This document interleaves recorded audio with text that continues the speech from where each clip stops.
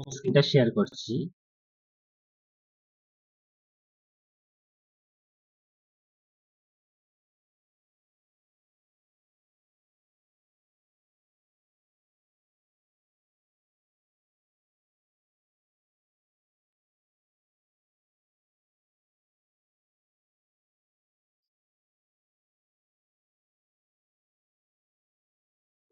স্ক্রিনটা দেখা যাচ্ছে কি?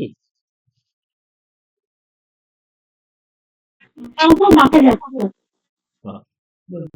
আচ্ছা, তুমি তো তাহলে আহ, একদম তোমার এটাই বলতে গেলে ফার্স্ট ডে হচ্ছে, কারেক্ট? হুম,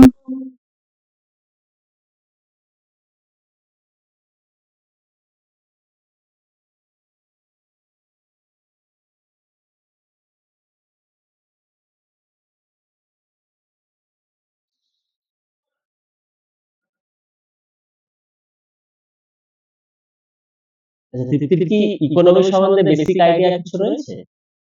মানে কখনো কি এই সাবজেক্টটা পড়েছো?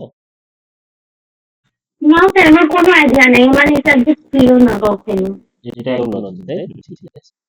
মানে এই অনলাইন ক্লাসে জাস্ট একটু আমরা কি বলতো ওই আহ, একটু যারা আমাদের অফলাইন ক্লাসগুলো করে আর দু একজন রয়েছে, তাদের ধরো যে ক্লাসগুলো মিস হয়ে গেছে আমাদের অফলাইন ক্লাসে, বা দু একটা নতুন নতুন টপিক আমরা এখানে আলোচনা করি অ্যাকচুয়ালি, ঠিক আছে? মানে এটা একটা ফ্লোতে এগোয়, যেরকম অফলাইন ক্লাসটা একটা ফ্লোতে এগোয়, এই অনলাইন ক্লাস পর আমরা পর চ্যাপ্টার গুলো করি, কিন্তু একটু পুরনো। কারণ এগুলো মেনলি আমাদের অফলাইন ক্লাসে যারা হয়তো অনেক ক্লাস মিস করেছে তাদেরকে ওই চ্যাপ্টার গুলো ধরিয়ে দেওয়ার জন্য, ঠিক আছে?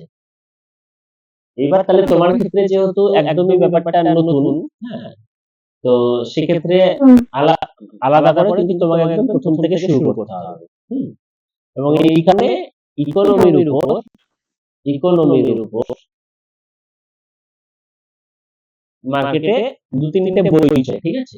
একটা হচ্ছে নিতিন সিংহানিয়া স্যারের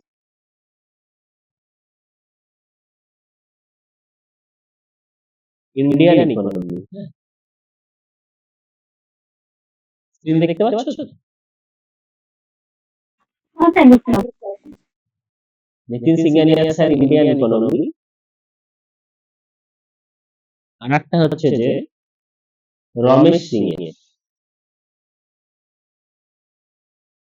আর বাংলা ভার্সনে যদি বলতে চাও তাহলে রাজীব সাহেবের একটা বই আছে, খারাপ না বইটা। এবার তোমাকে দেখতে হবে যে ইংলিশে পড়তে সমস্যা নেই। যদি ইংলিশে পড়তে সমস্যা না থাকে তাহলে কিন্তু বলবো অল টাইম বেটার ইংলিশে পড়াশোনা করা। হ্যাঁ, আচ্ছা স্যার। এবার তুমি সেটা একটু দেখে নিও তোমার ক্ষেত্রে কোনটা বেশি কমফোর্টেবল মনে হচ্ছে। যদি মনে হয় যে না খুব একটা সমস্যা ইংলিশে পড়তে, তাহলে কিন্তু ইংলিশ বইগুলো সমস্যা অল টাইম বেটার, কারণ তো ওখান থেকে তোমার অনেকটা কনসেপ্ট ক্লিয়ার হয় আর ইংলিশে একটু ইন ডিটেইলস ব্যাপারগুলো লেখা থাকে। হুম। বাংলা বইগুলো কি হয়, বাংলা বই কাইন্ড অফ সামারি করতে গিয়ে সেই জায়গা হয়তো আসে না। এবার তাহলে তোমাকে প্রথম যেটা করতে হবে এই বইগুলো কালেক্ট করে নিতে হবে। এই রমেশ সিংটা দরকার নেই, রমেশ সিংটা ইন ডেপথ প্রচুরটা ভিতরে ঢুকে যায় আর কি। হ্যাঁ, আমাদের অতটা ধরে না ঢুকলেও হয়। ধরনের রমেশ সিং যদি নাও পড়ো তো খুব একটা অসুবিধা হবে না, কিন্তু নিতিন সিং এর নিয়ে আসা বা রাজীব শ্রাবণ কোনো একটা বই তুমি অবশ্যই নিয়ে নিও, যেটা তোমার বাংলা ভাষায় সুবিধা, ইংরেজি ভাষায় সুবিধা। তবে আমার মনে হয় যদি ইংরেজি ভাষায় খুব অসুবিধা না থাকে, যদি ইংরেজিতে খুব অসুবিধা না থাকে, তাহলে অবশ্যই ইংরেজি ভাষার বইটা ফলো করাই ভালো। ঠিক আছে? এটা হলো প্রথম আলোচনা। সেকেন্ড আলোচনা হচ্ছে যে এই ইকোনমিতে আমরা কি কি পড়বো। তাহলে তুমি প্রথম যেটা করবে, যেহেতু তুমি বিসিএস চাইছো, তুমি কিন্তু এই বইটা কালেক্ট করে নেবে, ঠিক আছে? Basic analysis Indian economy. Next হচ্ছে যে নেক্সট হচ্ছে আমরা এখানে কি কি পড়বো, ঠিক আছে? এই জায়গাটা আমাদের পড়ার কি কি রয়েছে। তো তোমার কি কিছু আইডিয়া আছে যে ইকোনমিতে কি নিয়ে পড়াশোনা হতে পারে? কিছু আর বেসিক আইডিয়া যে এই জিনিসগুলো ইকোনমিতে থাকতে পারে?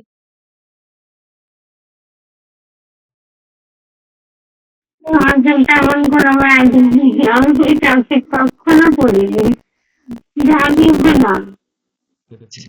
ইকোনমি বলতে হচ্ছে অর্থনীতি, ঠিক আছে? মানে টাকা পয়সা রিলেটেড আলোচনা হবে, সমস্ত কিছু ইকোনমি। হ্যাঁ হ্যাঁ হ্যাঁ তাহলে টাকা পয়সা রিলেটেড আলোচনা বলতে আমাদের অর্থনীতি বলতে কি কি হতে পারে, মানে এমনি ধর পড়োনি আমি, ঠিক আছে, কিন্তু তোর খবরের কাগজ সমস্ত মাঝে মধ্যে হয়তো দেখো বা খবরটা তোর হতো, তাই না?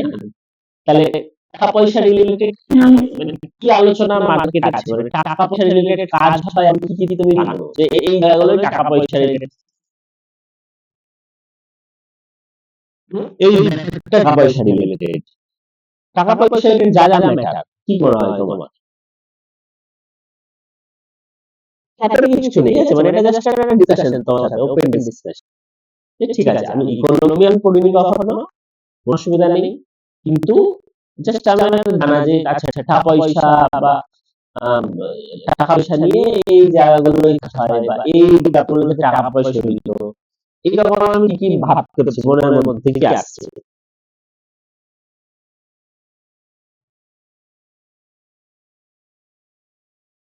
আমি শুনতে পেলাম না। ও, আমি চাইছি যে টাকা পয়সা দিত, টাকা পয়সা দিতে এমন কি জিনিস ভাবতে পারছো যে এই জায়গাগুলোই টাকা পয়সা জড়িত আছে?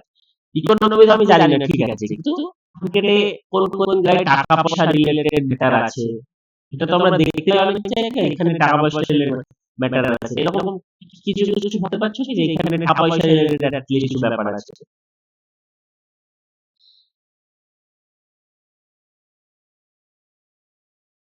শোনা যাচ্ছে? কথা মনে কাটা যাচ্ছে, আমি কিছু বুঝতে পারলাম না। হ্যাঁ, আমি যেটা বলতে চাইছি, ধরো আমাদের এই যে টাকা পয়সা রিলেটেড ব্যাপার, অর্থনীতি মানে সেখানে কি টাকা পয়সা রিলেটেড ব্যাপার থাকবে, মানিটারি কিছু ব্যাপার থাকবে, হ্যাঁ, যে মানির ফ্লো, মানি টাকা কি করে জায়গা থেকে কোন জায়গায় যায়। তাহলে আমি তো অর্থনীতি কখনো বলিনি, ঠিক আছে, কিন্তু আমি এই চারপাশে কিছু জিনিস ভাবতে পারি যেখানে টাকা পয়সা রিলেটেড কাজ হয় বা টাকা পয়সা রিলেটেড ব্যাপার আছে, কোনো কিছু ভাবতে পারছি, কিছু অর্গানাইজেশন হোক বা কিছু ঘটনা হোক যেখানে টাকা পয়সার ব্যাপার আছে। ব্যবসাগুলোকে নিয়ে মানে ইন্ডাস্ট্রি বা ব্যাংকে এরকম কোনো কিছুকে নিয়ে। যে কোনো জায়গা ধরো, ঠিক আছে, যে কোনো জায়গায় হুম। আমার টাকা পয়সা কোথায় রাখি? আমি ব্যাংক, তাহলে ব্যাংকে ইকোনমির একটা চ্যাপ্টার হবে, ঠিক আছে? বুঝা যাচ্ছে? তাহলে আজকে তো এরকম, 5 ইয়ার প্ল্যান নাকি? হ্যাঁ বলো নি, আজকে তো 5 ইয়ার প্ল্যান নাকি স্যার? বললেন রঞ্জু আরেকবার বলো। বললাম স্যার আজকে 5 ইয়ার প্ল্যান হবে তো? হ্যাঁ, 5 ইয়ার প্ল্যানে যে জায়গাগুলো করবো, জাস্ট বাট সেরকম কেউ ছিল না বলে আমি তৃপ্তি যেহেতু একদম নতুন, ওকে জাস্ট আমি চ্যাপ্টার গুলো বলছিলাম, ঠিক আছে? ও আচ্ছা। দিয়ে আমরা 5 ইয়ার প্ল্যান এই চ্যাপ্টারটা ডিসকাশন করার পরে 5 ইয়ার প্ল্যানটা নেক্সট 5-7 মিনিট শুরু করছি, ঠিক আছে?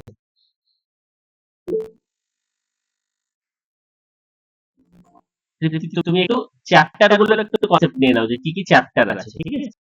তারপর আজকে আমাদের যেটা ডিসকাশন যেটা হবে সেটা হচ্ছে 5 ইয়ার্স যেটা আমরা একটু বেশি আলোচনা করবো, সেই জায়গাটা বোঝা যাচ্ছে আমার। তারা যারা একদম নতুন সৌম্য জয়েন করেছে তাদের ক্ষেত্রে একটু চ্যাপ্টার কি কি চ্যাপ্টার, যেটা তোমরা একদম ফার্স্ট তোমাদের এটা ক্লাস, ঠিক আছে? তাহলে ব্যাংকিং একটা চ্যাপ্টার আমাদের রয়েছে। আমাদের চ্যাপ্টার শুরু হবে হচ্ছে ন্যাশনাল ইনকাম। ন্যাশনাল ইনকাম মানে জাতীয় আয়, একটা দেশের কত কি টাকা ইনকাম হয়, আয় হয়, সেগুলো আমরা এই চ্যাপ্টারে পড়ব, ঠিক আছে? তারপর হবে হচ্ছে গ্রোথ, ডেভেলপমেন্ট, এইসব। মানে ইকোনমিতে গ্রোথ করতে গেলে কি করতে হবে, ইকোনমি ডেভেলপমেন্ট করতে গেলে কি করতে হবে, এই জায়গাগুলো নিয়ে আলোচনা, ঠিক আছে? তারপর হবে হচ্ছে পভার্টি মানে দারিদ্রতা, আনএমপ্লয়মেন্ট, বেকারত্ব, কি ধরনের বেকারত্ব হয়, কেন হয়, সমস্ত ডিটেইলস। ব্যাংকিং, এটা একটা বিশাল বড় ইউনিট, ঠিক আছে? আর কি ট্যাক্স, এই যে সরকার আমাদের ট্যাক্স নেয়, তাই না? এগুলো সব টাকা পয়সা রিলেটেড ম্যাটার, ট্যাক্স, এইগুলো কিন্তু সব আলোচনা হবে। পরবর্তী যেটা আলোচনা হবে ইনফ্লেশন। ইনফ্লেশন মানে মুদ্রাস্ফীতি। মুদ্রাস্ফীতি মানে এই যে জিনিসপত্রের দাম বেড়ে যাচ্ছে, প্রত্যেকটা জিনিসপত্রের দাম বেড়ে যাচ্ছে, এই জিনিসগুলোকে বলা হয় মুদ্রাস্ফীতি, জিনিসপত্রের দাম বেড়ে যাওয়া। তারপর হবে হচ্ছে 5 ইয়ার্স প্ল্যান, যেটা আমরা আজকে আলোচনা করব, 5 ইয়ার্স প্ল্যান। তারপর হবে হচ্ছে আমাদের কৃষি ব্যবস্থা, এগ্রিকালচার। তারপর হচ্ছে ইন্ডাস্ট্রি, শিল্প। এগুলো ভূগোলেও পড়বো, এগুলো ইকোনমিতেও পড়বো, বাট ভূগোলে একটু ভূগোলের দিক থেকে পড়বো, ইকোনমিতে একটু ইকোনমিক থেকে পড়বো। তারপর হবে হচ্ছে আমাদের ফিনান্সিয়াল মার্কেট। ফিনান্সিয়াল মার্কেট বলতে কি বোঝায়? এই যে আজকাল অনেকে স্টক মার্কেটে টাকা ইনভেস্ট করে, স্টক মার্কেট করে, এই সমস্ত স্টক মার্কেট রিলেটেড ব্যাপার, মানি মার্কেট, এটা একটা একদমই নতুন চ্যাপ্টার, ঠিক আছে? তারপর হবে আমাদের কিছু international bodies are national bodies, মানে টাকা পয়সা রিলেটেড কাজকর্ম করে এরকম বড় বডি, যেরকম কি ওয়ার্ল্ড ব্যাংক, আইএমএফ। তো এই চ্যাপ্টার গুলো আমাদের মূলত ইম্পর্টেন্ট চ্যাপ্টার ইকোনমির জন্য। তুই চ্যাপ্টার গুলো বুঝতে পারলে কি লিখলাম? হ্যাঁ স্যার। এইগুলো হচ্ছে আমাদের ইম্পর্টেন্ট চ্যাপ্টার, হ্যাঁ, ইকোনমির জন্য।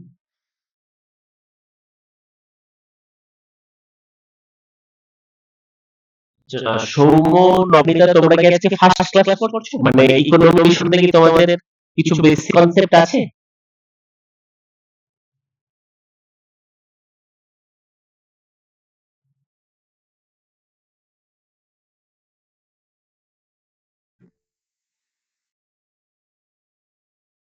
গুড, ঠিক আছে।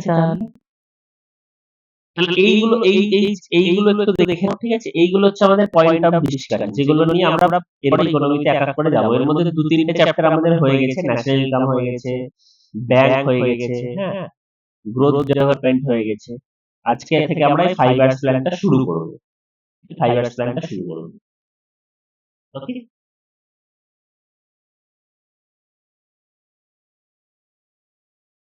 তাহলে 5 ইয়ার্স প্ল্যানটা তাহলে শুরু করি। এই চ্যাপ্টার গুলো কি লিখলাম অ্যাটলিস্ট একটু বুঝতে পারলে?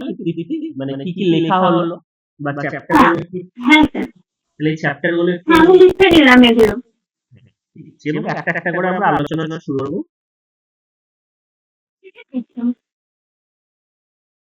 আজকে আমরা তাহলে এখন একটু 5 ইয়ার্স প্ল্যানের বেসিক আলোচনা শুরু করব, ঠিক আছে? আচ্ছা।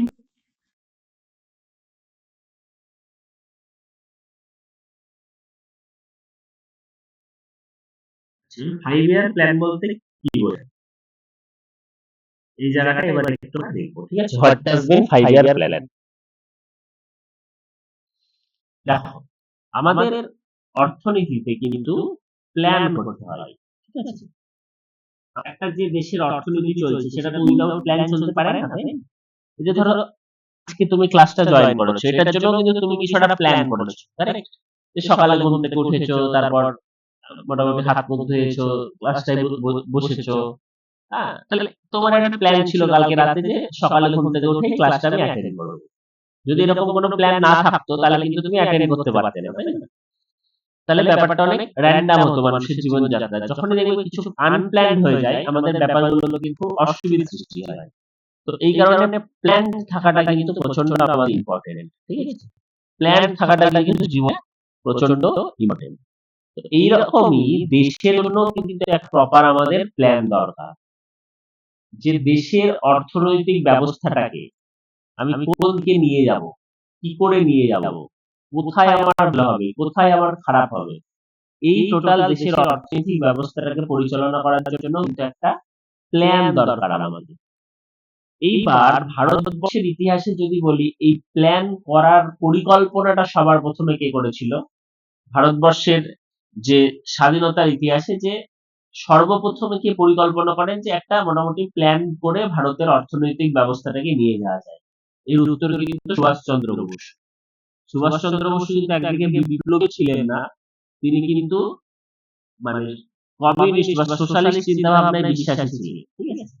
তিনি কিন্তু বামপন্থী চিন্তা ভাবনায় বিশ্বাসী ছিলেন এবং রাশিয়াতে তিনি সোভিয়েত রাশিয়া থেকে শুরু করে বিভিন্ন দেশের সাথে কিন্তু যোগাযোগ রাখতেন। তো রাশিয়াতে সেই সময় একটা ইভেন্ট ঘটে, 1917 খ্রিস্টাব্দে, সেটা হচ্ছে রাশিয়ার বলশেভিক বিপ্লব। বলশেভিক বিপ্লব এটা আমরা ইতিহাসে পড়েছি। এই বলশেভিক বিপ্লবের নেতৃত্ব দিয়েছিল কে?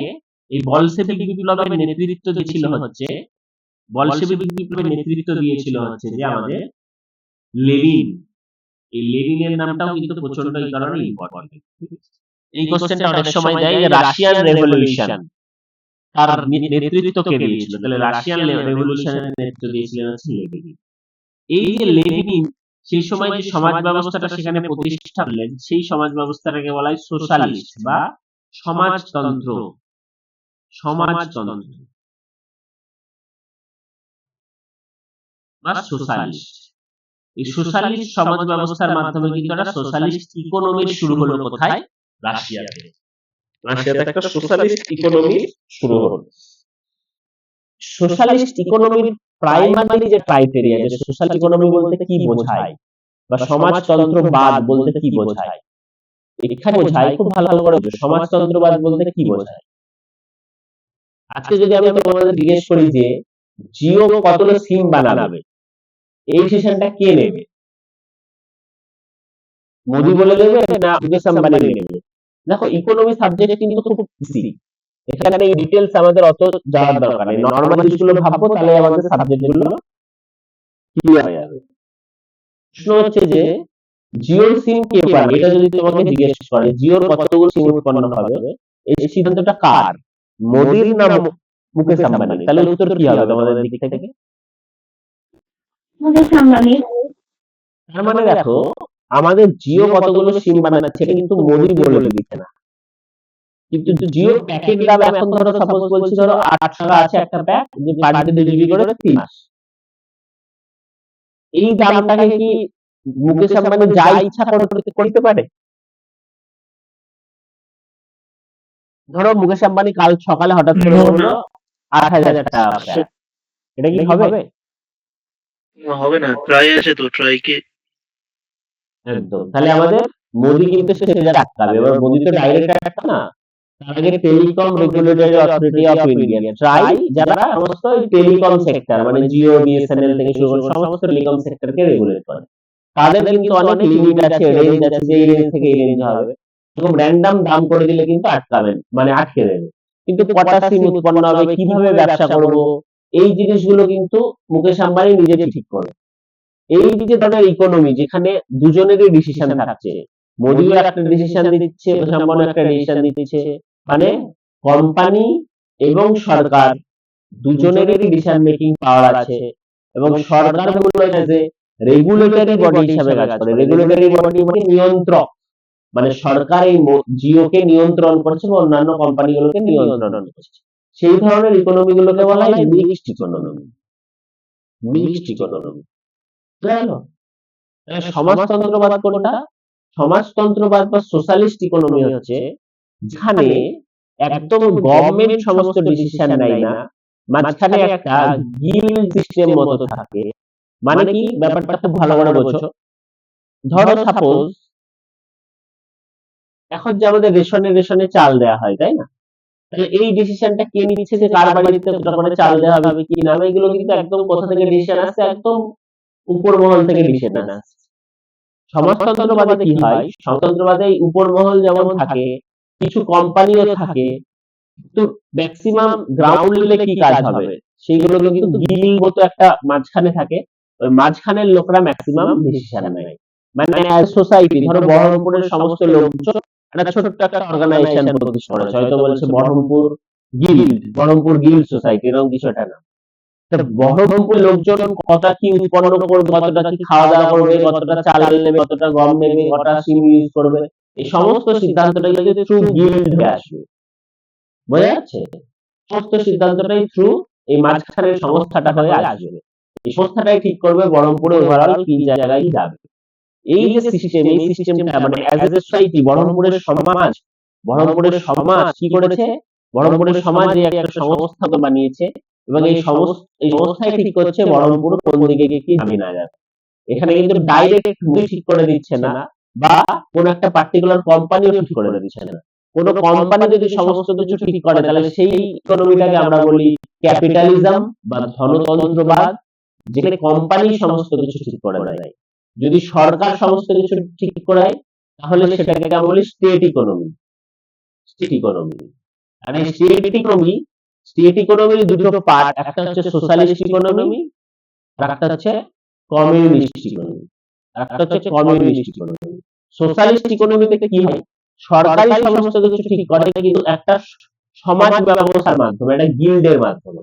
মানে এইখানে কি হবে না হয় আলটিমেটলি মোদিই ভাবছে, কিন্তু ডাইরেক্ট কিন্তু মোদি বলে দিচ্ছে না, প্রত্যেকটা লোককে মোদি বলে দিচ্ছে এটা কটা করো। কি করে হচ্ছে, মাঝখানে একটা সিস্টেম আছে, মাঝখানে একটা সোসাইটি আছে, মাঝখানে একটা সমাজ আছে, মাঝখানে একটা গিল্ড আছে, যার মাধ্যমে সমস্ত সিদ্ধান্ত আসছে। আর কমিউনিস্ট ইকোনমি মানে যেখানে সরকার সরাসরি জনগণকে সিদ্ধান্ত দেবে। যেরকম উদাহরণ হচ্ছে নর্থ কোরিয়া। নর্থ কোরিয়াতে দেখবে কিম জং উন বলে একটা লোক থাকে, বিভিন্ন জায়গায় যায় লোকটা, সবাই মিমস বানায় লোকটা যা বলে নর্থ কোরিয়াতে কিন্তু তাই করতে হয়। এবং ওই লোকটা ধরো বলে দিল চুল সবাইকে এই সাইজে রাখতে হবে, তাহলে সবাইকে ওই সাইজে রাখতে হবে। তাহলে এই যে নর্থ কোরিয়া, এখানে কিম জং উন সে কিন্তু ডাইরেক্ট ডিসিশন দিচ্ছে প্রত্যেকটা মানুষকে। তাহলে এই ধরনের ইকোনমি গুলোকে বলা হয় কমিউনিস্ট ইকোনমি, যেখানে সরকারের সে থাকে একদম সরাসরি। সোশ্যালিস্ট ইকোনমিতে সরকারের সে থাকে কিন্তু ডাইরেক্ট জনগণের উপর না, সেটা থ্রু কোনো গিল্ড হয়। ক্যাপিটালিস্ট ইকোনমিতে সরকারের কোনো সে নেই, সমস্ত কিছু ডিসিশন নেবে কোম্পানি। ক্যাপিটালিস্ট ইকোনমি বা ধনতন্ত্র। আর আমাদের ইন্ডিয়াতে যেটা ইকোনমি আছে সেটাকে বলা হয় মিক্সড ইকোনমি। এখানে সরকারও সিদ্ধান্ত নেবে, কোম্পানিও সিদ্ধান্ত নেবে।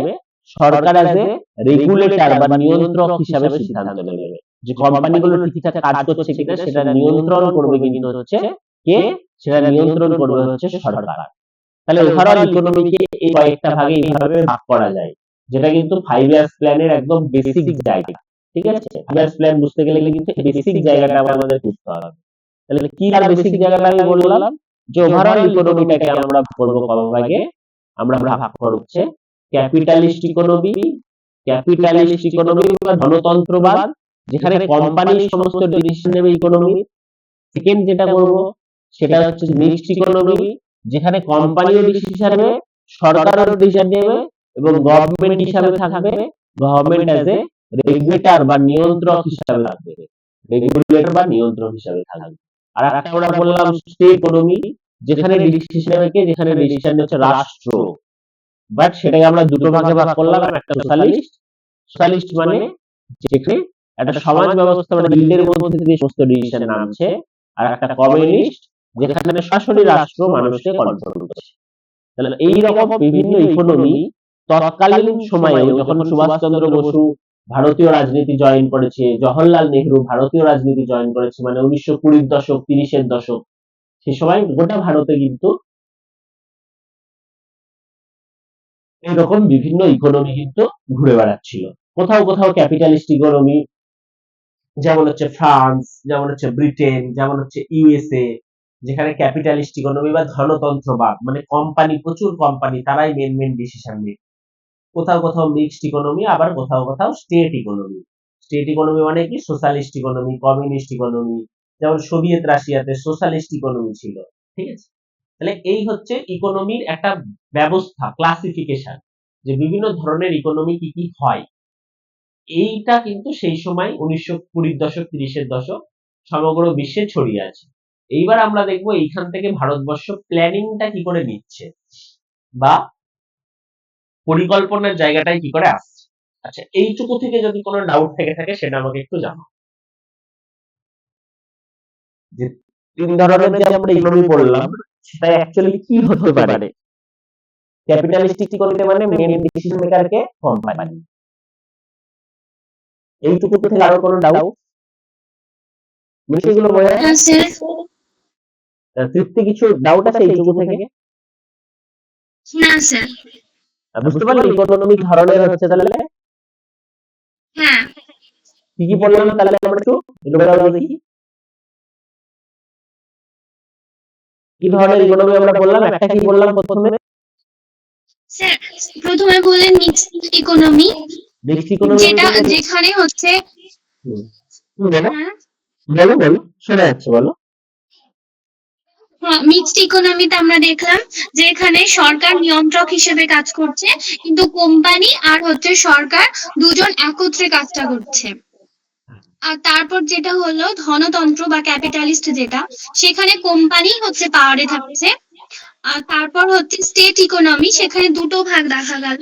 একটাতে হচ্ছে সোশ্যালিস্ট আর কমিউনিস্ট, এই দুটো ভাগে মানে কাজ করছে।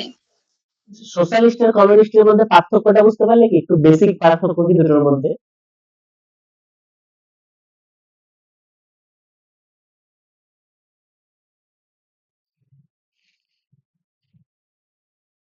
বোঝা গেছে কোশ্চেন? মানে সোশ্যালিস্ট আর কমিউনিস্ট এই দুটোর মধ্যে একটু কি পার্থক্য দাঁড়ালো বেসিক? হ্যাঁ স্যার, ওইটা একটু বলে দেন। এই যে সোশ্যালিস্ট কমিউনিস্ট এই দুটোই কিন্তু সরকার একদম পাওয়ারে থাকবে, সরকার সমস্ত সিদ্ধান্ত নেবে। মানে এইখানে কোম্পানি সাইডে থাকবে, কোম্পানি সেরকম কিছু পাওয়ারে থাকে না। কোম্পানি ওর মতো কাজ করে, সরকার বলে দেয় তাই শোনে। এখানে মেইন পাওয়ার একদম গভর্নমেন্টের, সরকার। কিন্তু কমিউনিস্ট ইকোনমি মানে গভর্নমেন্ট সরাসরি মানুষকে ডিসিশন দেবে যে তুমি কতটা খাবে, কতটা তুমি ভাত ইউজ করবে, কতটা চাল ইউজ করবে, এই টাকার বেশি ইনকাম করতে পারবে না, এইখানে যেতে পারবে না, এই দেশটা করতে পারবে না, এই টাইপের ব্যাপার। এটাকে হচ্ছে কমিউনিস্ট ইকোনমি, যেখানে সরকার সরাসরি জনগণকে কন্ট্রোল করবে। বোঝা যাচ্ছে? আরেকটা হচ্ছে সোশ্যালিস্ট ইকোনমি, যেখানে সরকার গিল্ড বা সিভিল সোসাইটি বা একটা সমাজ ব্যবস্থা, তার মাধ্যমে জনগণকে কন্ট্রোল করবে। এটা হচ্ছে এদের বেসিক ফারাক। কমিউনিস্ট ইকোনমিতে ডাইরেক্ট সরকার তো জনগণ, আর সোশ্যালিস্ট ইকোনমিতে সরকার আর জনগণের মাঝেও একটা গিল্ড আছে। মানে ধরো বহরমপুরের সব লোক মিলে একটা গিল্ড বানিয়েছে, বহরমপুর গিল্ড। ওই বহরমপুর গিল্ডের মাধ্যমে সরকার সমস্ত ডিসিশন দেবে, এবং বহরমপুর গিল্ড লোক দেখবে যে বহরমপুরের কি করলে ভালো হয়। এখানে কোম্পানিও থাকবে, কিন্তু এখানে কোম্পানি মেন পাওয়ারে থাকবে না, এখানে মেন পাওয়ারে হচ্ছে সরকার থাকবে। ক্যাপিটালিস্ট ইকোনমিতে মেন পাওয়ারে যেমন কোম্পানি থাকে, বাট সোশ্যালিস্ট বা কমিউনিস্ট ইকোনমিতে মেন পাওয়ারে থাকে গভর্নমেন্ট। সোশ্যালিস্টে একটাই পার্থক্য, সোশ্যালিস্টে গভর্নমেন্ট সমস্ত কিছু দেখলেও এরা একটা গিল্ডের মাধ্যমে করবে, আর কমিউনিস্টে সরাসরি করবে। এখানে কোম্পানিকে খুব একটা উঠতে দেওয়া হয় না, যে একটা ধনতন্ত্র যে শ্রেণী, সেই শ্রেণীটাকে উঠতে দেওয়া হয় না। এখানে শ্রমিক শ্রেণীর কথা ভাবা হয়, এখানে ইকুয়ালিটির কথা ভাবা হয়, যে সবাই সমান।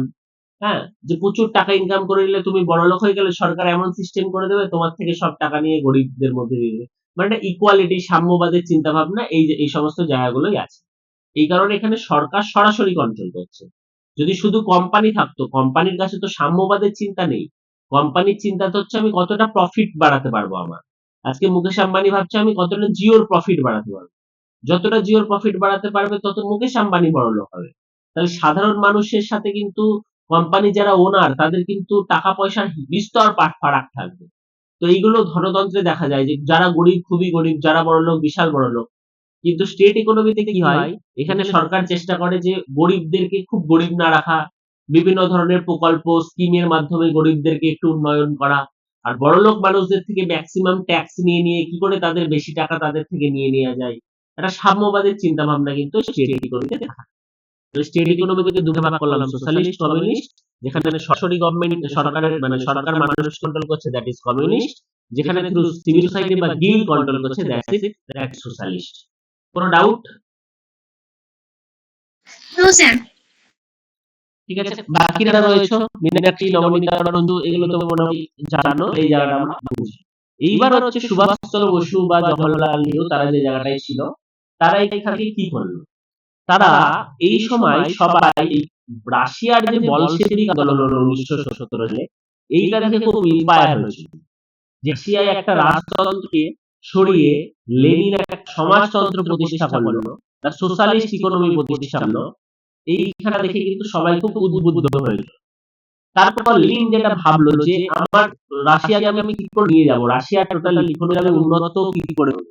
তখন লেনিন একটা 5 ইয়ার্স প্ল্যানিং বানালো, মানে পঞ্চবার্ষিকী পরিকল্পনা। পঞ্চবার্ষিকী পরিকল্পনা বলতে কি, যে আগামী 5 বছর, আজকে ধরো 2024 দাঁড়িয়ে আছি, তখন লেনিন ধরো একটা পঞ্চবার্ষিকী পরিকল্পনা বানাচ্ছে। তাহলে লেনিন ভাববে 2029 অব্দি আমরা আমার টোটাল রাশিয়াটাকে কি করে এগিয়ে নিয়ে যেতে চাই। রাশিয়ার কোন কোন সেক্টরে আমরা কাজ করতে চাই?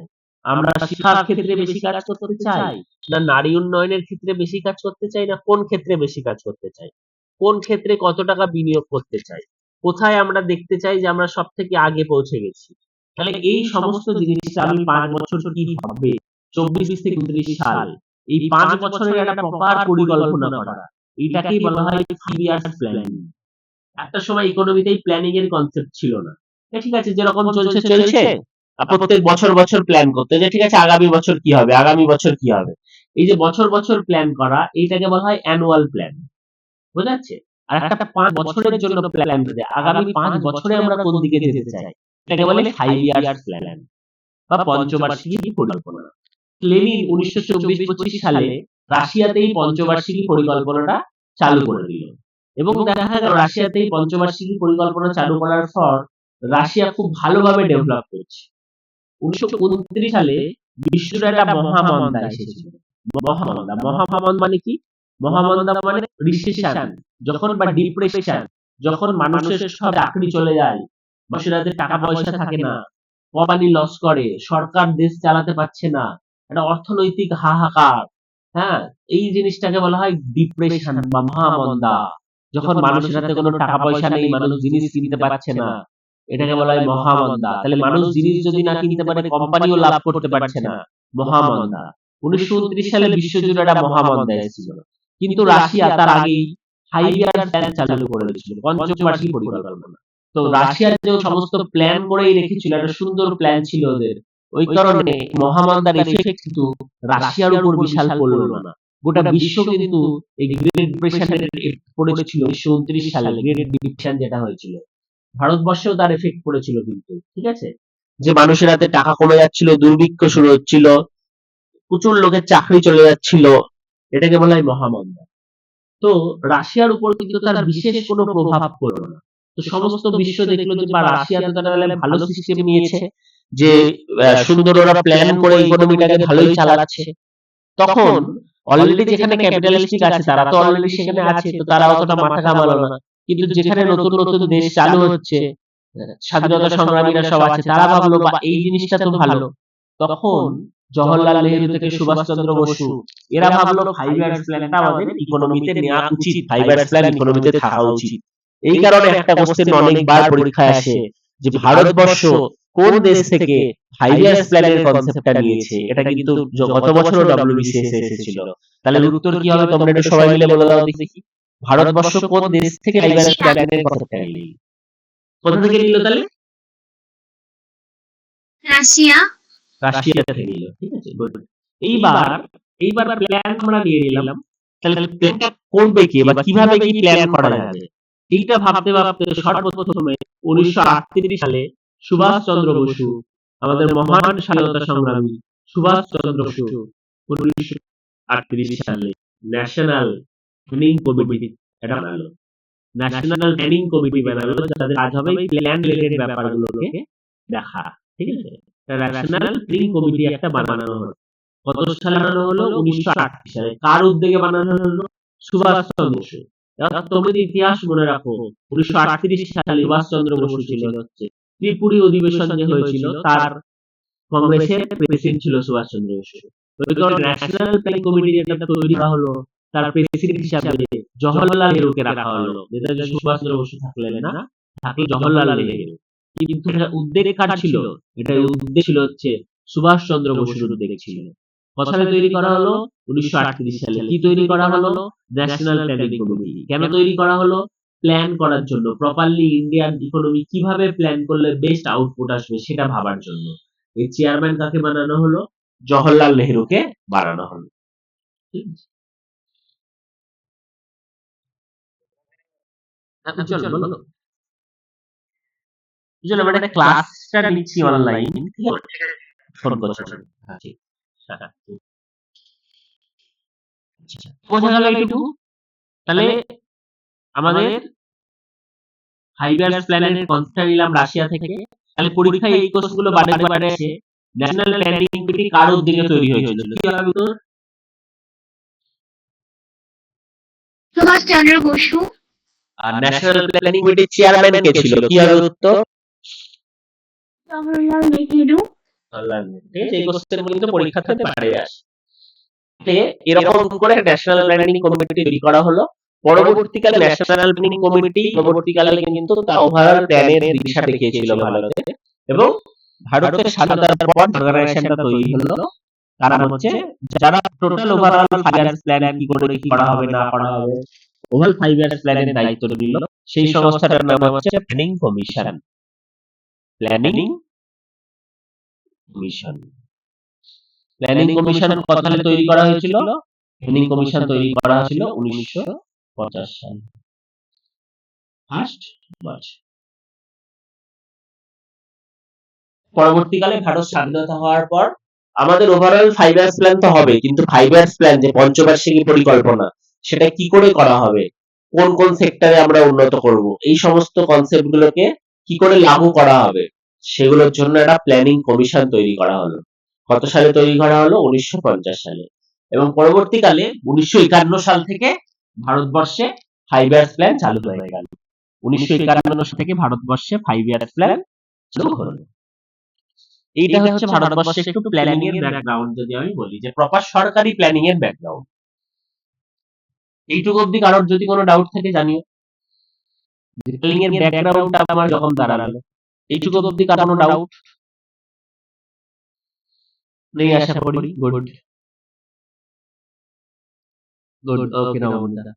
আচ্ছা, এরপর দেখো, এরপর আমরা একটা জিনিস দেখবো যে প্ল্যান যেটা আমরা বলছি, এই প্ল্যানটাকে আমরা কি কি ধরনের প্ল্যান হতে পারে।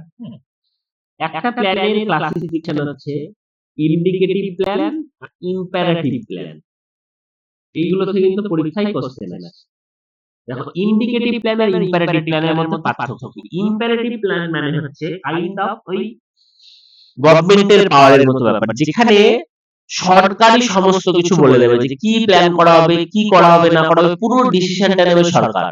হ্যাঁ, একদম তথ্যগতভাবে মানে কি, এই পার্টিকুলার সেক্টরে এত পার্সেন্ট উন্নত করব, ওই পার্টিকুলার সেক্টরে অত পার্সেন্ট উন্নত করব, যেখানে সরকার সমস্ত ডিসিশন নেবে। ইম্পারেটিভ মানে নামটা শুনেই বুঝতে পারছো, ইম্পেরিয়ালিজম মানে কি, সাম্রাজ্যবাদ। ইম্পারেটিভ মানে একদম যেখানে একটা সরকার মানে যে গভর্নমেন্টে পাওয়ারে যে আছে তারই সমস্ত কথা শোনা হবে, তাই সে যা বলবে সেই রকম করে একটা প্ল্যান বানানো হবে, এবং সেখানে প্রত্যেকটা জায়গায় সে ঢুকবে, এবং প্রত্যেকটা জায়গায় কত করে কি গ্রোথ করব না করব সব সে বলে দেবে। এই ধরনের প্ল্যানটাকে বলা হয় ইম্পারেটিভ প্ল্যান। আর কিছু জায়গায় সরকার থাকবে, সরকারি প্ল্যান বানাবে, কিন্তু সরকার তার প্ল্যানে একটা দিশা দেখাবে যে ভাই এই সেক্টরে আমাদের এইভাবে যেতে হবে, এই সেক্টরে এইভাবে যেতে হবে। ওরকম বলে দেবে না যে প্রত্যেকটা কোম্পানিকে ধরে ধরে বলে দেবে না যে জিও তুমি এতটা করবে, এয়ারটেল ভাই তুমি এতটা করবে, ভোডাফোন ভাই তুমি এতটা করবে, এরকম নয়। সে বলে দেবে আমাদের টেলিকম সেক্টরে উন্নত করতে হবে, ওভারঅল 5G পরিষেবাটা আনতে হবে, এটা আমাদের টার্গেট। তাও কোম্পানিগুলোর সেখানে সে থাকবে, তারা ভাববে যে আমরা এইভাবে আনবো ওইভাবে আনবো, মানে সরকার একটা দিশা দেখাবে যে এই দিশায় আমাদের ইকোনমিটাকে নিয়ে যেতে হবে। বাট ইম্পারেটিভ প্ল্যানে সরকার দিশা তো দেখাচ্ছেই, সাথে সাথে পুরো একদম মাথা ধরে করিয়ে নিচ্ছে যে এই জিনিসগুলো তোমাকে করতে হবে। That is the difference between imperative plan and indicative plan. তাহলে যদি পরীক্ষায় জিজ্ঞেস করে আমাদের ভারতবর্ষে কোন ধরনের প্ল্যান চালু আছে, এটা কি উত্তর হবে বলতো? দুটোর সংজ্ঞা দেখে কি মনে হচ্ছে, ইম্পারেটিভ না ইন্ডিকেটিভ?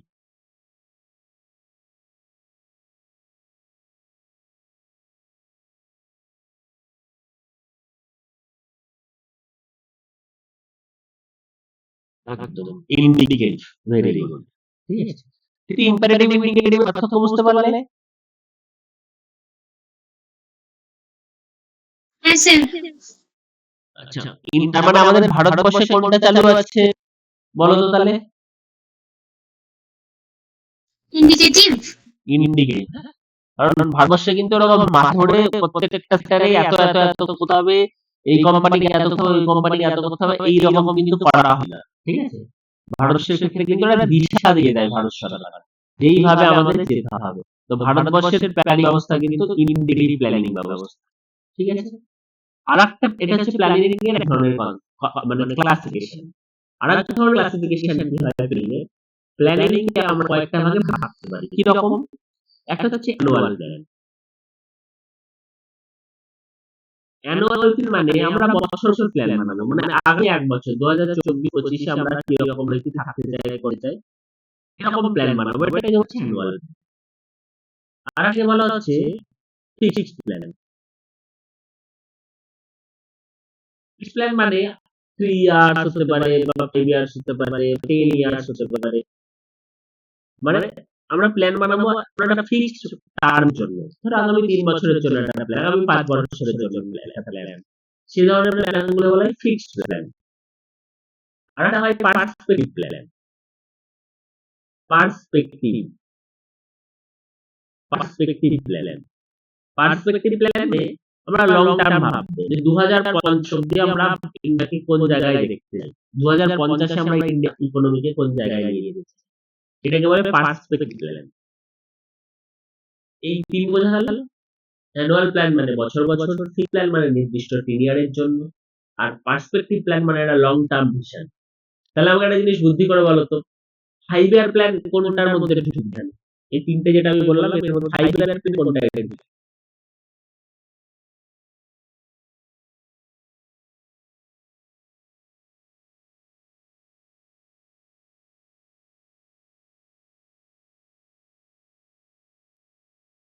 50 বোঝা যাচ্ছে, 5 প্ল্যানটা কোথায় ঢোকাবো তাহলে?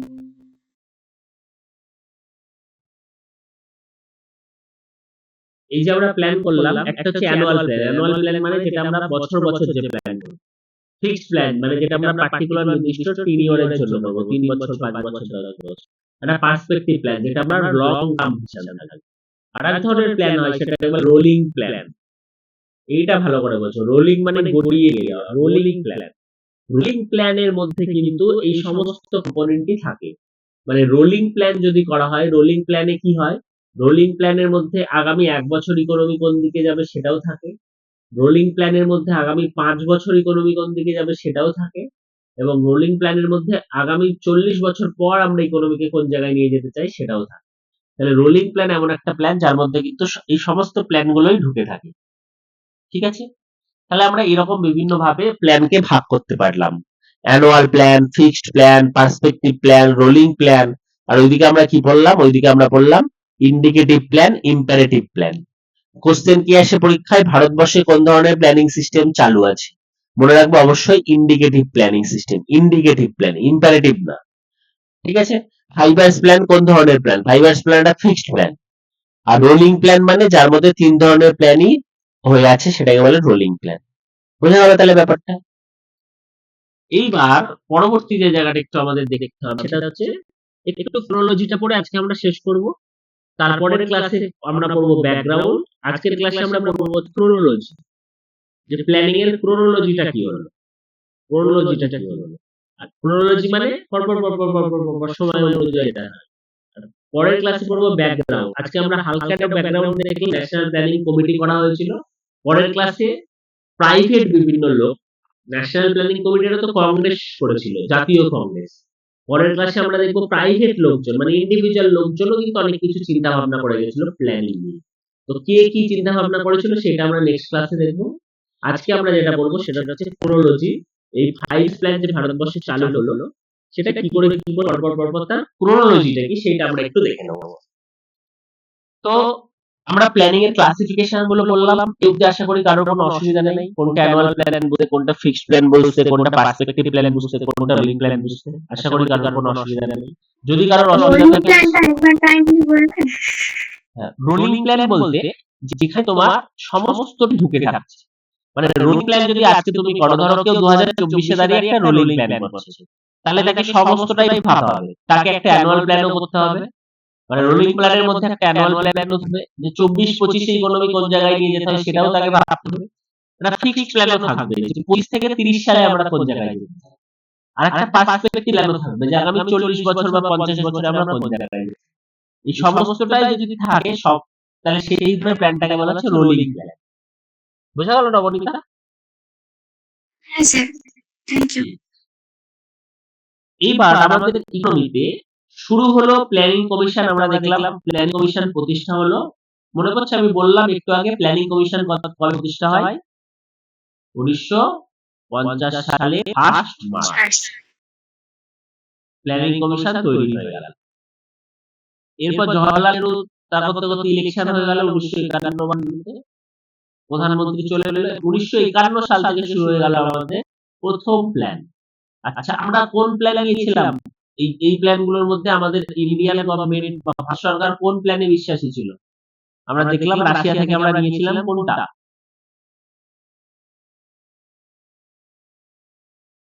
রাশিয়া থেকে আমরা অ্যানুয়াল প্ল্যান নিয়েছিলাম না ফিক্সড প্ল্যান নিয়েছিলাম না পার্সপেক্টিভ প্ল্যান নিয়েছিলাম না রোলিং প্ল্যান নিয়েছিলাম? কে বলতে পারবে এটা? একটু আগে আমরা বললাম 5 ইয়ার্স প্ল্যান আমরা কোথা থেকে নিয়েছি? অ্যানুয়াল প্ল্যানটা না? না, আমরা রাশিয়া থেকে কি নিলাম? 5 ইয়ার্স প্ল্যান নিলাম না? হ্যাঁ, তাহলে 5 ইয়ার্স প্ল্যান মানে কোনটাই পড়বে এখানে? অ্যানুয়াল প্ল্যান না ফিক্সড প্ল্যান? অ্যানুয়াল প্ল্যান 1 বছরের জন্য। 24-25 সালে কি করা হবে? এটা হচ্ছে অ্যানুয়াল, 1 বছরের কথা বলা হবে।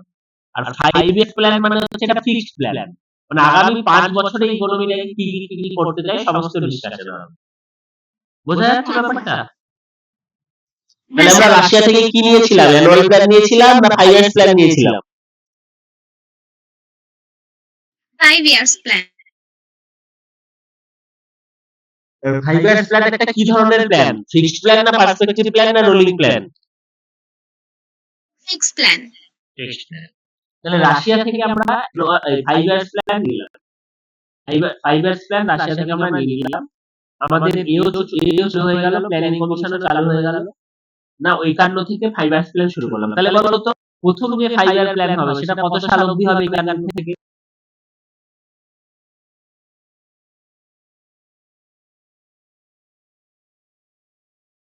তো বুদ্ধি করে বলো তো, এটা তো 5 ইয়ার্স প্ল্যান, তাহলে কত সাল অবধি প্ল্যান হবে?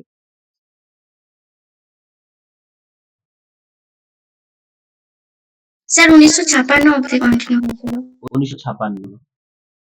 তাহলে 1951 থেকে 1956 এই 5 বছরের জন্য প্ল্যানটা হলো, সেটাকে বলা হচ্ছে ইন্ডিয়া ফার্স্ট 5 ইয়ার প্ল্যান।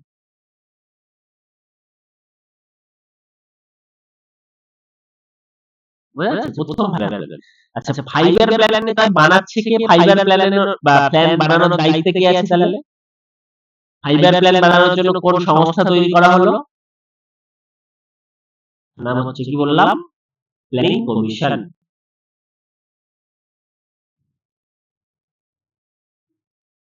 তাহলে 1950 সালের 1 মার্চ প্ল্যানিং কমিশন তৈরি করা হলো। তারা 51 থেকে 56 সাল অবধি প্রথম 5 ইয়ার্স প্ল্যান বানিয়ে দিল।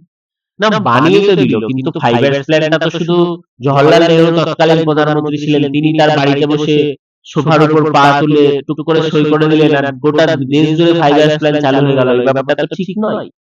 তাহলে কারণ আমাদের যে সিস্টেম, আমাদের দেশটা তো ফেডারেল সিস্টেমে চলে। ফেডারেল সিস্টেম মানে কি? আমাদের কেন্দ্র সরকার আছে আর প্রত্যেকটা রাজ্যে রাজ্য সরকারও আছে। কেন্দ্র সরকার যেমন কন্ট্রোল করে, রাজ্য সরকারও কিন্তু কন্ট্রোল করে। তাহলে যখন এরা প্ল্যান বানাচ্ছে তখন শুধু কেন্দ্র সরকার বা নেহেরু ভাই একা একা প্ল্যানটা বানিয়ে দিচ্ছে, এটা তো ঠিক না। তাহলে বাকি সমস্ত রাজ্য সরকারের সাথেও তো একটা আলোচনার দরকার আছে।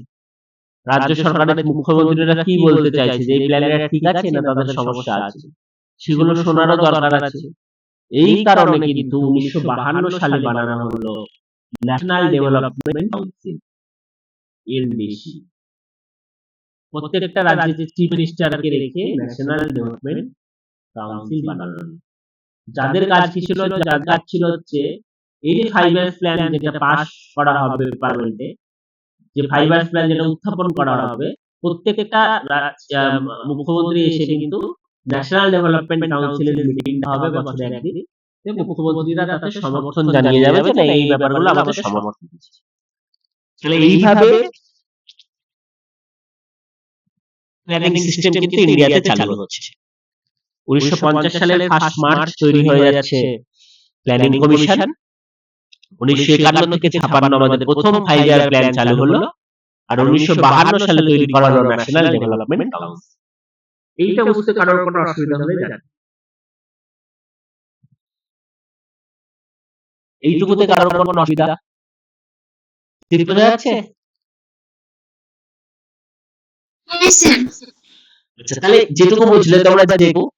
আচ্ছা বলো তো ন্যাশনাল ডেভেলপমেন্ট কাউন্সিলের কাজ কি তাহলে?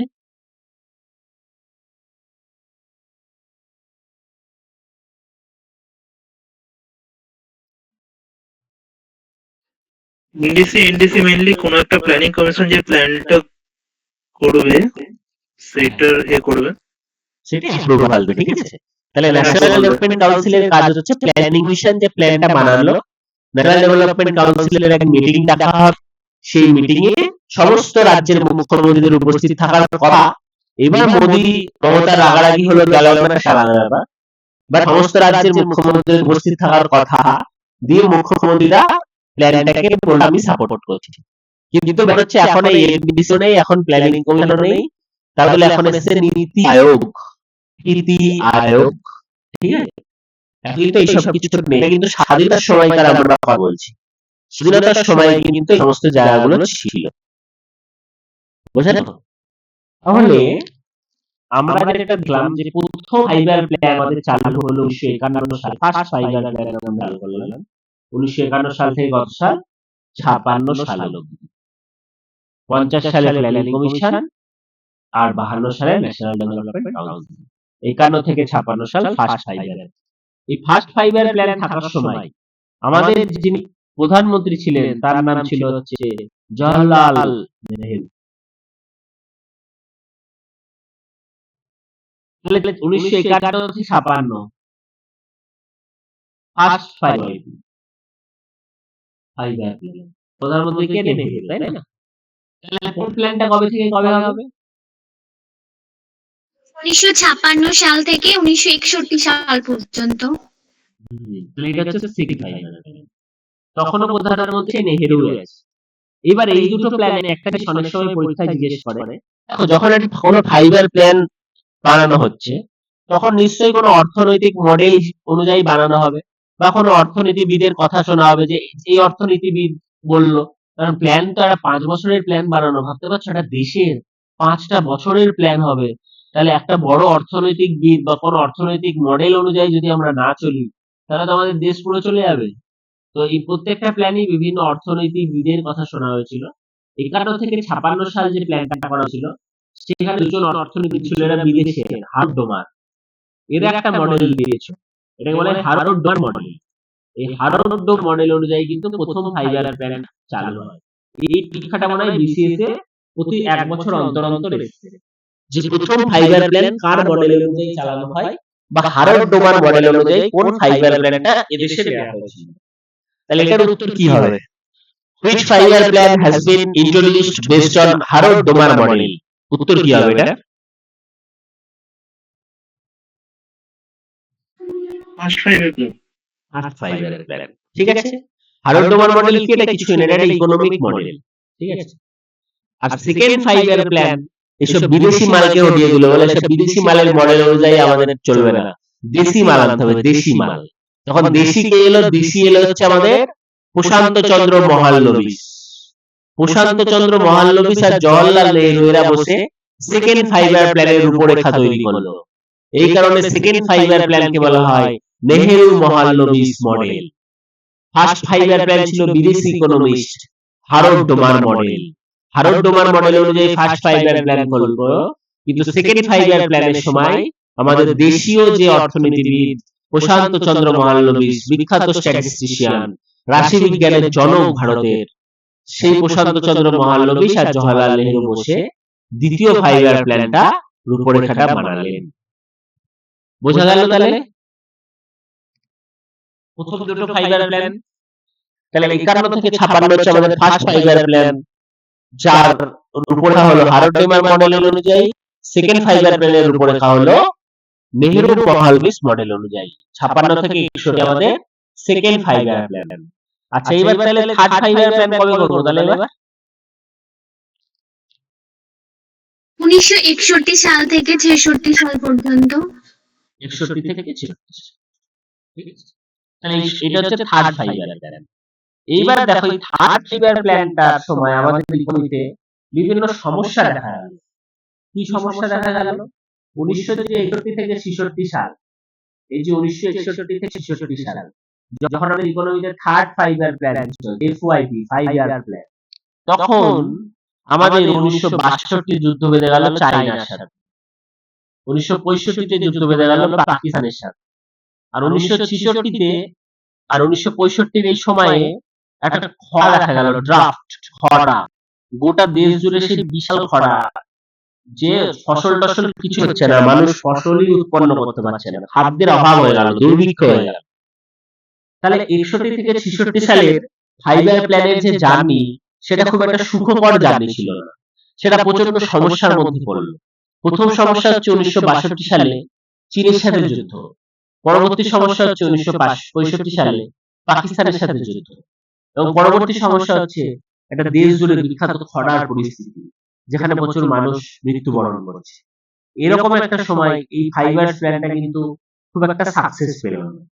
বোঝা গেল? তাহলে থার্ড 5-year প্ল্যান কিন্তু খুব একটা ভালোভাবে চললো না। এরপর 4th year প্ল্যানটা তাহলে কবে থেকে কবে হওয়া উচিত? স্যার 1969 থেকে 74 সাল পর্যন্ত। কিন্তু তাহলে কেন? কারণ কোনটা ছিল 56 থেকে 61, পরেরটা 61 থেকে সরি, প্রথম 51 থেকে 56 ফার্স্ট, সেকেন্ড এটা হচ্ছে কবে? 56 থেকে 61, থার্ডেরটা 61 থেকে 66, তাহলে ফোর্থ এরটা কত হচ্ছে? কত থেকে কত? স্যার এটা আমি পড়েছিলাম, আমাদের ছিল মাস্টার্সে। হ্যাঁ, তো ওখানে 66 69 একটা কি প্রবলেম দেখা দিয়েছিল, তো তার জন্য মানে হয়েছিল না তখন। প্রবলেমটা কোথায় দেখা দিল? এই যে প্রবলেমগুলো আমরা আলোচনা করলাম, এই তিনটে প্রবলেম। 62 সালে ওই 62 চীন আর ওই পাকিস্তানের ওই ওটার জন্য না, ঝামেলাটার জন্য। এই যে ঝামেলাটা এবার হলো, খরাটা হলো, এর ফলে আমাদের হাতে পয়সা নেই। ইন্দিরা গান্ধী যে প্ল্যান করবে পরবর্তীকালে, পয়সা নেই, ঠিক আছে? পয়সা না থাকলে 5 বছরের প্ল্যান কি করে করবে? আজকে তোমার পকেটে যদি 50,000 টাকা থাকে, তুমি আগামী 5 বছর কি করবে ভাবতে পারবে। তোমার পকেটে যদি থাকে 500 টাকা, তাহলে আগামী 5 বছর কি করবে এত কিছু ভাবা যাবে না। ইন্ডিয়ার হাল হলো ওরকম, পকেটে পয়সা নেই, তো আগামী 5 বছর ওদের কাছে অনেক বড় মনে হচ্ছে, ওই 5 বছর আমরা ভাবতে পারছি না। ওই কারণে 66 থেকে 68 সাল, 67 থেকে 68 সাল, আর 68 থেকে 69 সাল, এই 3 বছর প্রত্যেকটা বছর অ্যানুয়াল প্ল্যান চলবে। অ্যানুয়াল প্ল্যান কি জিনিস? এই জন্য আমি একটু আগে এক্সপ্লেন করেছিলাম। অ্যানুয়াল প্ল্যান হচ্ছে বছর বছরের যে প্ল্যান, সেটাকে বলা হয় অ্যানুয়াল প্ল্যান। এখানে প্রতি বছরে বছরে প্ল্যান করা হয়, এখানে আগামী 5 বছরের কোনো প্ল্যান করা হয়, এইটাকে বলা হচ্ছে অ্যানুয়াল প্ল্যান। তো 66 থেকে 69 সাল আমাদের দেশে কি চলেছিল? অ্যানুয়াল প্ল্যান চলেছিল। বোঝা গেল? হ্যাঁ স্যার। আচ্ছা, তাহলে ফোর্থ প্ল্যানটা তাহলে কবে চালু হলো?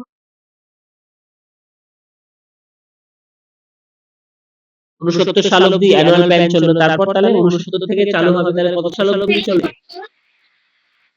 69 থেকে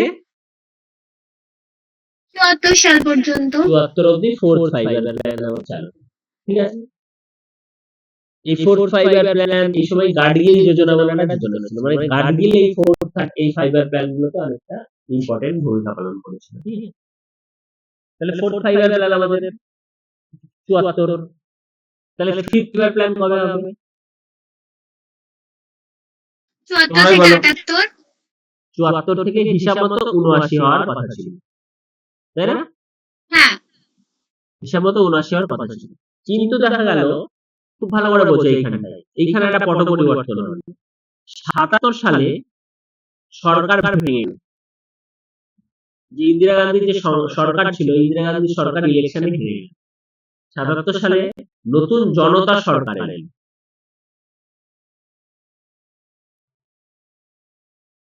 এইবার তারা বলল, তারা তো আর এই সোশ্যালিস্ট ইকোনমিতে বিশ্বাস করে নাই। সোশ্যালিস্ট ইকোনমিতে কারা বিশ্বাস করতো? কংগ্রেস করতো, জওহরলাল নেহেরু করতো। জওহরলাল নেহেরুর মেয়ে ইন্দিরা গান্ধী সে বিশ্বাস করতো। কিন্তু যখন জনতা গভর্নমেন্ট এলো, তখন জনতা গভর্নমেন্ট এসে বললো, এইসব পঞ্চবার্ষিকী পরিকল্পনা করে কিছু হবে না, এইসব ফিক্সড 5-year প্ল্যান করে কিছু হবে না, আমাদের করতে হবে হচ্ছে রোলিং প্ল্যান। রোলিং মানে আমাদের একটা অ্যানুয়াল প্ল্যানও ভাবতে হবে, আমাদের ফিক্সড প্ল্যানও ভাবতে হবে, আবার আমাদের একটা আগামী 50 বছরের ভিশনও ভাবতে হবে। তো ওরা এইসব 5-year প্ল্যান তুলে দিল, এসে তুলে দিয়ে বললো যে না, আমরা এবার থেকে রোলিং প্ল্যান চালু করব। 1978 সাল থেকে আমাদের দেশে চালু হলো রোলিং প্ল্যান। কিন্তু দেখা যাচ্ছে এরা 1978 থেকে 79 আর 1979 থেকে 80 এই 2 বছরই রোলিং প্ল্যানটা চালু রাখতে পারলো। তারপর কেন পারলো না? কারণ এরাই ফুটে গেল সরকার থেকে। 1980 সালে আবার যে ইলেকশন হলো, তাতে জনতা সরকার পুরো হাওয়া, আবার ব্যাক করে এলো পাওয়ারে হচ্ছে আমাদের ইন্দিরা গান্ধী ম্যাডাম 1980 সাল। এই কারণে ফিফথ ফাইভ-ইয়ার প্ল্যান যেটা 74 থেকে 79 যাওয়ার কথা ছিল 78-77 শেষ হয়ে গেল। তাও ফিফথ ফাইভ-ইয়ার প্ল্যানের টেনিয়রটা আমরা কত পড়ি? 74 থেকে 79 পড়ি। আর এই সময়টা রোলিং প্ল্যান চালু হয়েছিল। কবে সেটা? রোলিং প্ল্যানটা চালু হয়েছিল 1978 সাল থেকে 80 সাল। 1978 সাল থেকে 80 সাল অবধি 2 বছরের জন্য। তারপর 80 সাল থেকে আবার যেরকম 5 ইয়ার্স প্ল্যান হয় সেরকম 5 ইয়ার্স প্ল্যান। তাহলে এবার কততম 5 ইয়ার্স প্ল্যান হবে? 80 থেকে 85 যেটা হবে। পঞ্চম না ষষ্ঠ? ষষ্ঠম। ষষ্ঠ হবে, তাই না? পঞ্চম তো হয়ে গেছে। 74 থেকে 79 কোন প্ল্যান ছিল?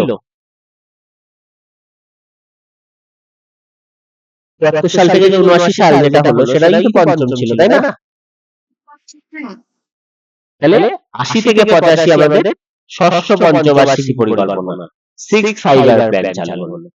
ঠিক আছে, 6 5-ইয়ার প্ল্যান। এই সময় প্রধানমন্ত্রীকে ইন্দিরা গান্ধী। তাহলে 7টা কত হবে? 7 5-ইয়ার প্ল্যান কত সাল থেকে কত সাল হবে?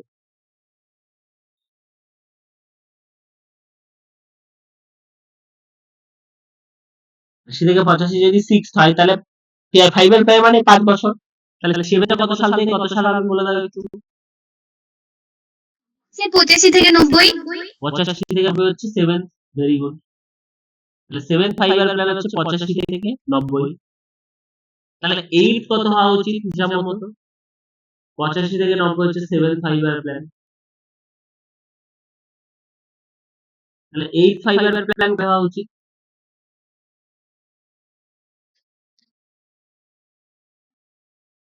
নরমাল তোমাদের কনসেপ্ট যেটা বলছি কত হওয়া উচিত তাহলে 8 5-ইয়ার প্ল্যান? হিরঞ্জু কবে থেকে কবে হয়েছিল 8 5-ইয়ার প্ল্যান মনে আছে?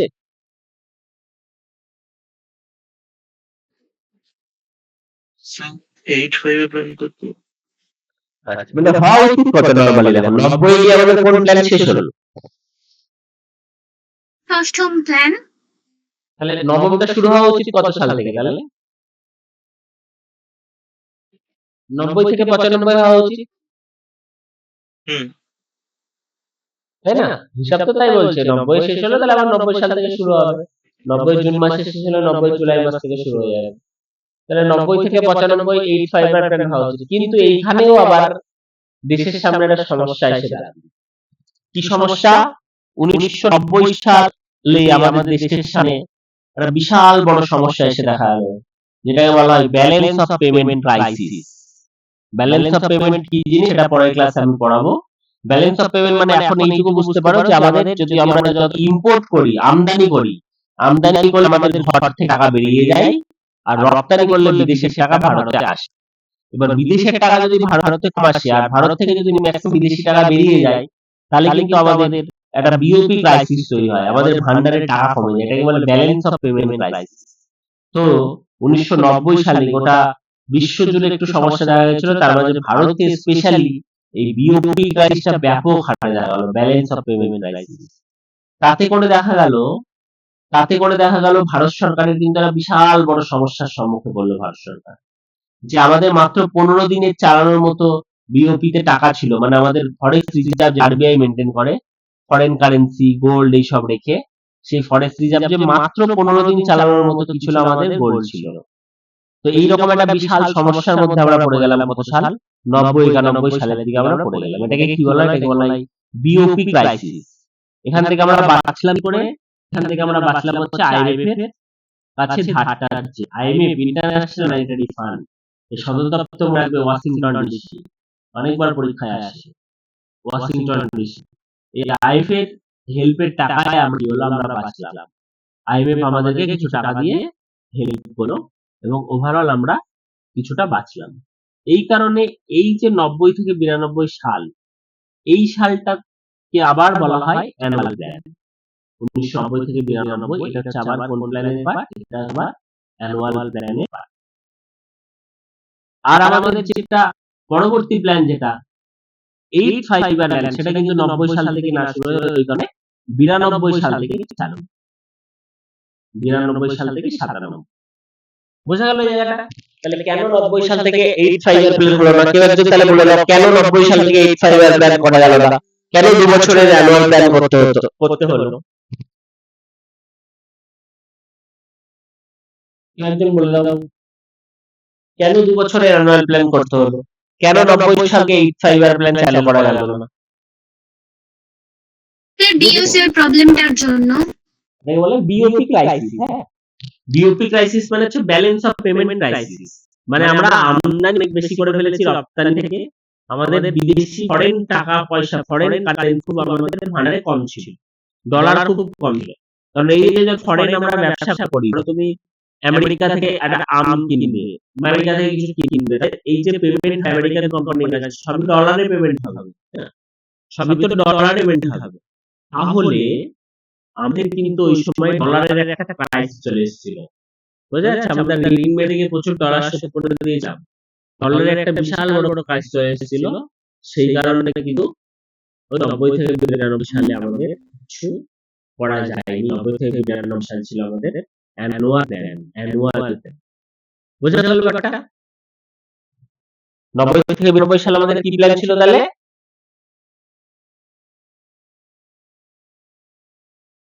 Annual plan. তাহলে ইন্ডিয়া ইকোনমিতে অ্যানুয়াল প্ল্যান কখন দেখতে পেলে একটু মনে বলো তো দেখি। আর একবার অ্যানুয়াল প্ল্যান দেখতে পেয়েছিলাম কই সেটা?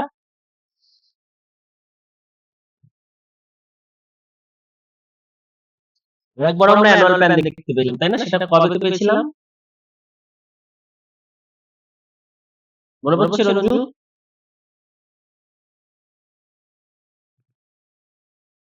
থেকে 69 ইন্দিরা গান্ধী জাস্ট প্রধানমন্ত্রী হওয়া হচ্ছে, ওই চাইনার সাথে যুদ্ধ, পাকিস্তানের সাথে যুদ্ধ করা, এই কারণে আমরা দেখলাম 60 থেকে 69 আমাদের একটা অ্যানুয়াল প্ল্যান ছিল। আবার অ্যানুয়াল প্ল্যান কবে নিতে হলো? পরবর্তী অ্যানুয়াল প্ল্যান আবার কবে নিতে হলো? 90 থেকে 92। কেন নিতে হলো? কারণ ব্যালেন্স অফ পেমেন্ট ক্রাইসিস, টাকা পয়সা প্রচুর শর্ট হয়ে গেছে, ডলার প্রচুর কমে গেছে। তারপর এই 5 এর প্ল্যান কবে? সেটা 92 থেকে 97। 9 প্ল্যান কবে করা হলো? 97 থেকে 2। এইবার আর সমস্যা নেই, এইবার একদম 5 বছর চলবে। এই এর পর থেকে তুমি যদি ভুলেও যাও সমস্যা নেই, পর 5 বছর চলবে। 10th হচ্ছে কবে? 10th হচ্ছে 2 থেকে 7। 11th কবে? 7 থেকে 12। 12th কবে? 12 থেকে 16।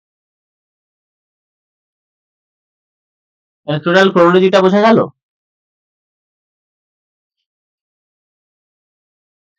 ইন্ডিয়ান ইকোনমিতে প্ল্যানিং এর যে সিস্টেম পরপর 5 বছরই চললো, কিন্তু 2-3 বার কেটে যায়।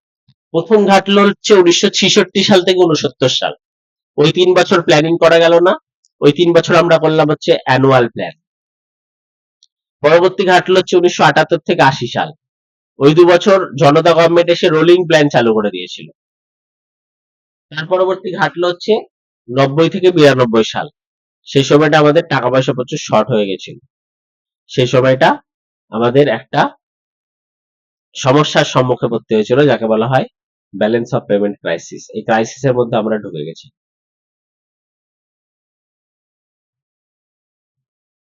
বোঝা গেল তাহলে ব্যাপারটা? প্ল্যানিং আমাদের কবার সমস্যা করলো? 3 বার। আর টোটাল ক্রোনোলজিটা বোঝা গেল? তাহলে সর্বশেষ প্ল্যান কোন প্ল্যানটা ছিল? সবার থেকে শেষ প্ল্যান কি হবে উত্তর?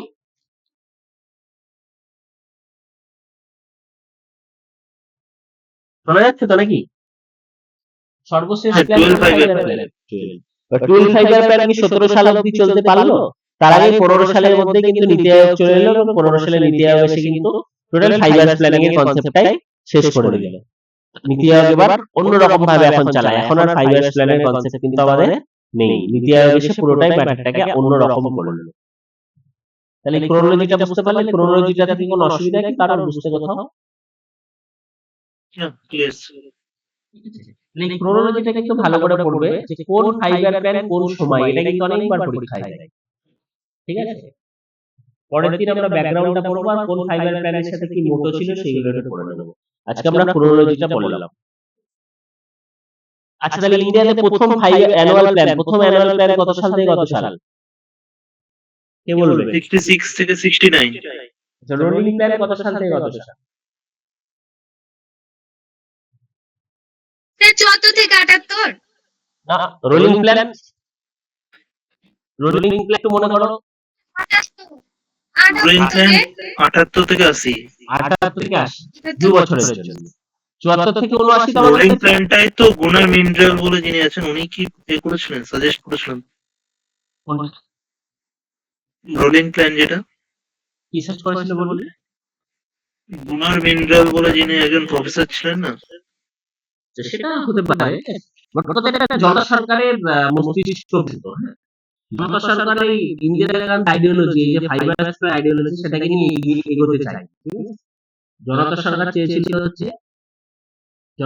চেয়েছিল যে অন্যরকম কিছু চিন্তা ভাবনা, রোলিং প্ল্যান। এবার সেটা কোনো প্রফেসরের থেকে আলোচনা করতে পারে, সেগুলো ইম্পর্টেন্ট। ঠিক আছে, পরীক্ষাতে ওরকম কোশ্চেন নরমালি আসে যে এটা কোন প্রফেসর এটা দিয়েছে।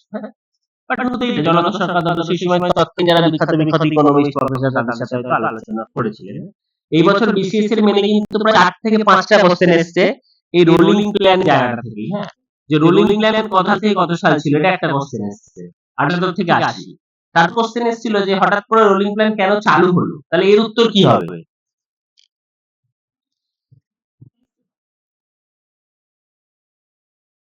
ইন্দিরা গান্ধীর সরকার পড়ে গেল, তারপর জনতা পার্টি ক্ষমতায় আসলো। পলিটিক্যাল পার্টি চেঞ্জ, ওখানে অপশন ছিল যে একটা পলিটিক্যাল পাওয়ার চেঞ্জের জন্য, তাহলে ওটা কারেক্ট উত্তর হবে, তাই না? একটা পলিটিক্যাল পাওয়ার চেঞ্জ হলো।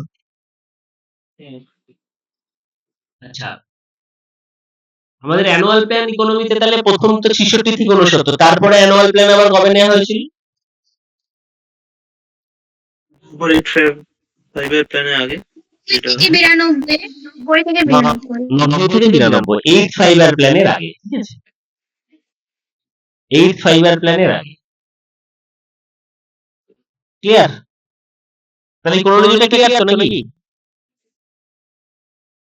দেখে নাও একবার 51 থেকে 56, 56 থেকে 61, হারডোমার মডেল, নেহরু মডেল, 61 থেকে 66, 62, 65 খরাতে যুদ্ধ হওয়ার কারণে থার্ড ফাইবার প্ল্যান ফেলিওর। তারপর ফোর্থ ফাইবার প্ল্যানও লেট হয়ে গেল, 3টে অ্যানুয়াল প্ল্যান চালু হয়ে গেল। ঠিক আছে, তারপর ফোর্থ ফাইবার প্ল্যান এলো 69 থেকে 74, তারপর ফিফথ ফাইবার প্ল্যান এলো 74 থেকে 79। এখানেও আবার জনতা সরকার পরে 78 থেকে 80 রোলিং প্ল্যান। ঠিক আছে, তারপর 80 থেকে 85 সিক্স ফাইবার প্ল্যান, 85 থেকে 90, 80 থেকে 85 সিক্স, 85 থেকে 90 সেভেন, আবার 90 থেকে 2 বছরের জন্য সমস্যা, তারপর আর কোনো সমস্যা নেই। টোটাল ব্যাপারটা দেখো ক্লিয়ার কিনা। Hopefully clear. তাহলে আমরা আজকে এখানেই শেষ করলাম। প্ল্যানিং এর বেসিক কনসেপ্ট